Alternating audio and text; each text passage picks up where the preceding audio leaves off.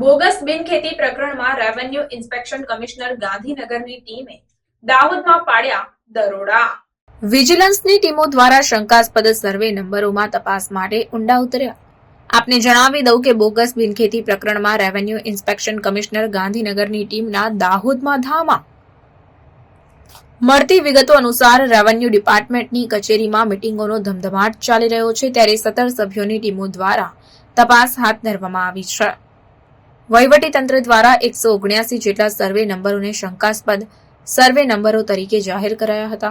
દાહોદ સહિત સમગ્ર ગુજરાતમાં ચર્ચાસ્પદ બનેલો બિનખેતી પ્રકરણને રાજ્ય સરકાર દ્વારા પણ ગંભીરતાથી નોંધ લેવાઈ છે, જે અંતર્ગત રેવન્યુ ઇન્સ્પેક્શન કમિશનરની વિજિલન્સની ટીમોએ દાહોદમાં ધામા નાખ્યા।